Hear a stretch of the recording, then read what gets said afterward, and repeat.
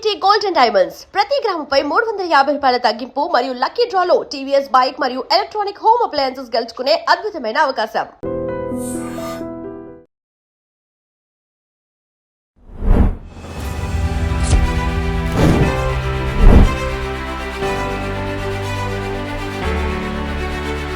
Welcome to I dream. లొంగిపోయిన మావోయిస్టులందరినీ మహారాష్ట్ర దర్శన్ పేరిట రాష్ట్ర ప్రభుత్వం అక్కడ రాష్ట్రం అంతా తిప్పాలని నిర్ణయించింది.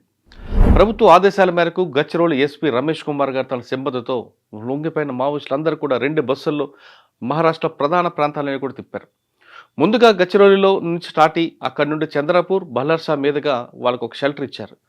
అక్కడి నుంచి బల్లర్షాల్ ఆ ప్రాంతంలో రైల్వే స్టేషన్, ఆ ప్రాంతంలో కొన్ని ప్రాంతాలు ఇంపార్టెంట్ ప్రాంతాలు, గతంలో మావోయిస్టు పరిసర ప్రాంతాలు ఉన్నప్పుడు ఏ విధంగా ఉండేది, వాళ్ళు విడిచిపెట్టిన తర్వాత ఆ ప్రాంతాలు ఏ విధంగా అభివృద్ధి చెందాయి అనే విషయాన్ని చాలా క్లియర్గా ఎక్స్ప్లెయిన్ చేశారు.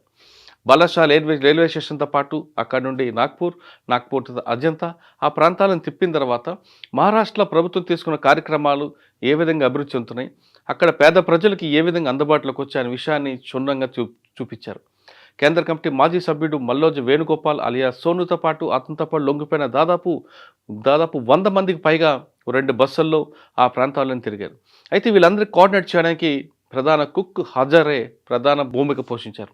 ఆయన ముందుగా వెళ్ళడం, వీళ్ళందరికీ వంటలు ఏర్పాటు చేయడం, ఆ ప్రాంతాల్లో జరిగిన ప్రభుత్వ కార్యక్రమాలు ఏంటి, పేద ప్రజలు ఏ విధంగా ఉన్నారు, ఆర్థిక అసమానతలు ఉన్నాయా లేవా అనే విషయాన్ని చాలా క్షుణ్ణంగా చెప్పారు. ఇక్కడ గచ్చిరోలి బయలుదేరిన వేణుగోపాల్ గారి బృందం చంద్రపూర్ వచ్చే వరకు అక్కడ గతంలో వీళ్ళు తిరిగిన ప్రాంతాలు ఎలాగుండేవి, ఇప్పుడు ఎలాగున్నాయి, ముఖ్యంగా మూల్ అనే ప్రాంతం తీసుకుంటే అది మహారాష్ట్ర ముఖ్యమంత్రి ఫడ్నీస్ గారి సొంత ఊరు.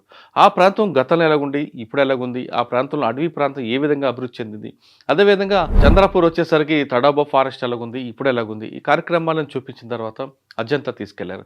అజంతాలో చక్కటి శిల్పాలు, ఆ ప్రాంతంలో ఉన్న చాలా ఇంపార్టెంట్. అజంతా ఎల్లోరా ఏ విధంగా ఉంది, ఇప్పుడు ఎలాగుంది, ఇప్పుడు డెవలప్మెంట్ అవుతుంది, టూరిస్టులు ఏ విధంగా వస్తున్నారు అన్న విషయాలు కూడా క్షుణ్ణంగా చెప్పారు. అక్కడ నుండి నాగ్పూర్ నాగ్పూర్లో ఇండస్ట్రియల్ ఏరియా చూపించారు. దాని తర్వాత బల్లార్షా తీసుకొచ్చారు. అన్ని ప్రాంతం తిప్పి ఆ ప్రాంతంలో ఉన్న భోజనాలు కానీ, ఆ ప్రాంతంలో ప్రజల అభిరుచి ఏ విధంగా ఉంది, గతంలో ఏ విధంగా ఉండేది, ప్రస్తుతం ప్రభుత్వం పాలన వచ్చిన తర్వాత ఏ విధంగా ఉంది అనేది వాళ్ళకి వివరించి చూపించారు. ముఖ్యంగా గచ్చిరోలిలో ఒకప్పుడు మావోయిస్టులు పెట్టని కోట ఉన్న ప్రాంతాల్లో కూడా తిప్పినట్లుగా తెలుస్తుంది. అయితే ఈ మొత్తం కార్యక్రమం మీద మల్లోజ్ వేణుగోపాల్ గారు ఏమన్నారు ఒకసారి విందాం. ఈరోజు గాంధీ ఆశ్రమం చూడడంతో మా మహారాష్ట్ర దర్శన్ 5 రోజుల కార్యక్రమం ముగిసింది. ఈ అవకాశం కల్పించిన అధికారులకు అందరి తరఫున అభినందనలు. మేము సాయుధ పోరాట తాత్కాలిక విరమణ ప్రకటించే ముందే సరైన నిర్ణయం తీసుకోని ఫలితం మా ఉద్యమ ఓటమి అని అంగీకరించి ప్రజలకు క్షమాపణ చెప్పాము. మారిన పరిస్థితులు అధ్యయనం చేయాలని ముందే నిర్ణయించుకున్నాము. అందులో ఇది ఒక తొలి అడుగు. మారిన పరిస్థితుల అధ్యయనం ఒక ఫ్యాక్టరీ నుండి మొదలై పర్యావరణ మార్పులతో పాటు కులాలు, మతాలు, కట్టుబాట్లను కొత్త వెలుగులో పరిచయం చేసుకున్నాను. భవిష్యత్ అధ్యయనానికి బీజాలు పడ్డాయి. ఈ పర్యటనలో మేము అర్థం చేసుకున్న మేరకు నాగ్పూర్ నుండి బుల్డానా వరకు, ఔరంగాబాద్ నుండి వర్ధా వరకు చూసిన చోట చాలా మార్పులు మా కంటికి అగుపడ్డాయి. గడ్చిరోల్ నుండి హైదరాబాద్ వరకు జరిగిన మార్పులు ఒక విధంగా ఉంటే, గడ్చిరోల్ నుంచి నాగ్పూర్ నుంచి బుల్డానా నుంచి ఔరంగాబాద్ నుండి వడసా వరకు ఉన్నటువంటి మార్పులు మరో రకంగా ఉన్నాయి. ఇవన్నీ భవిష్యత్ అధ్యయనానికి మాకు ఎంతో ప్రేరణనిస్తాయి. ఈ సందర్భంగా ఒక 2 ఘటనలు నేను మీతో పంచుకోవాలనుకుంటున్నాను. మేము బుల్డానా వెళ్తున్న దారిలో ఒక చిన్న హోటల్ వద్ద ఛాయ్ తాగుతున్నప్పుడు ఆ హోటల్ నడుపుతున్నటువంటి వ్యక్తి మాటల్లో మాటగా నక్సలైట్ల ప్రస్తావన రావడంతో ఆయన వాళ్ళు పేదవాళ్లకు మంచివాళ్ళు, ధనికులకు వాళ్ళంటే భయం, వాళ్ళంటే హడలని చెప్పాడు. ఆ తర్వాత ఎల్లోరా అజంతా గుహలలో ఒక సెక్యూరిటీ గార్డ్ మాతో పిచ్చాపాటిగా మాట్లాడుతున్నప్పుడు నక్సలైట్లు పేదలకు పెన్నిది అన్నారు. వారి మాటలు నాలో ప్రతిధ్వనిస్తున్నాయి. అవును, పేద ప్రజల కోసం, పీడిత ప్రజల కోసం చేయగలిగిందంతా చేశాం. కాకపోతే వారిని అందరినీ ఉద్యమంలో భాగం చేయడంలో మేము విఫలమైనాము. అదే మా ఉద్యమ ఓటమికి కారణమని చెప్పి అంగీకరించాం. ఇప్పుడు ప్రజల మధ్యకు వెళ్ళడానికి మేము నిశ్చయించుకొని బయటికి వచ్చాము. ఆ 2 పీడిత ప్రజల ప్రతినిధులుగా భావిస్తూ వాళ్ళు వాళ్ళ కోసం మేము తుది వరకు ఈ మార్గంలోనే పయనిస్తామంటూ మీ ముందు సెలవు తీసుకుంటున్నాం. మీ ముందు వివరిస్తూ సెలవు తీసుకుంటున్నాను. మల్లోజి వేణుగోపాల్ గారు చాలా స్పష్టంగా ఐ డ్రీమ్కి ఒక ఆడియో సందేశం పంపారు. ఆయన చెప్తున్నట్లుగా అభివృద్ధి జరిగింది, కానీ కొన్ని కొన్ని ప్రాంతాల్లో పేద ప్రజలతో మేము మాట్లాడినప్పుడు వాళ్ళు అన్నలుంటే బాగుండేది గతంలో అని చెప్పారు. అంటే ఆ సెక్షన్ పీపుల్కి మేము దూరం అయిపోయాం కాబట్టి ఈరోజు పార్టీకి ప్రజలకి గ్యాప్ వచ్చిందని ఆయన అంగీకరిస్తున్నారు. గతంలో అభివృద్ధి జరగలేదు, ఇప్పుడు మాత్రం అభివృద్ధి జరిగింది. అభివృద్ధి ఉంటే కేవలం ఫ్లేవర్లు కాదు అని నమ్మే మావోయిస్ట్ పార్టీ కూడా ఈరోజు ఆర్థిక అసమానత లేకుండా, ప్రజలకు నిరుద్యోగ సమస్య లేకుండా ఇవన్నీ తిప్పడం, వాళ్ళ అభివృద్ధి డెవలప్మెంట్ చూడడం, ముఖ్యంగా యువకులు నిరుద్యోగ సమస్య పడకుండా వాళ్ళు ఏ విధంగా డెవలప్మెంట్ అవుతున్నారు అనే విషయాన్ని వాళ్ళ కళ్ళకు కట్టినట్టుగా మహారాష్ట్ర ప్రభుత్వం చూపించింది. కేవలం ఇది మహారాష్ట్ర ప్రభుత్వమే కాదు, మిగతా 6 రాష్ట్రాల ప్రభుత్వం కూడా ఈ కార్యక్రమాన్ని చేపట్టే. ముందుగా తెలంగాణ ప్రభుత్వం ఈ కార్యక్రమం తీసుకుంది.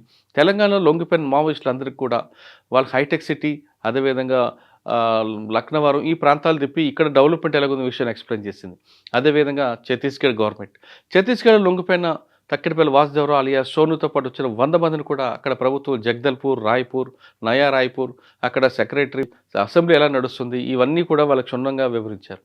అదేవిధంగా జార్ఖండ్ కూడా, ఒడిశా కూడా, ఈ ప్రాంతం అంటే 6 రాష్ట్రాలు ఒకప్పుడు పెట్టన కొట్టకున్న మావోయిస్ట్ పార్టీ తర్వాత లొంగిపోయిన తర్వాత ఈ 6 రాష్ట్రాల్లో ఉన్న ప్రభుత్వాలు వాళ్ళకి కేవలం ఉపాధి కల్పించడమే కాకుండా ప్రభుత్వం చేసిన కార్యక్రమాలు ఏ విధంగా ముందుకెళ్తున్నాయి, అక్కడ ప్రజలు ఏమంటున్నారు అనే విషయాన్ని క్షుణ్ణంగా అన్ని రాష్ట్ర ప్రభుత్వాలు చూపించడంతో వాళ్ళ వైఖరిలో మార్పు వచ్చిందని చాలా స్పష్టంగా తెలుస్తుంది.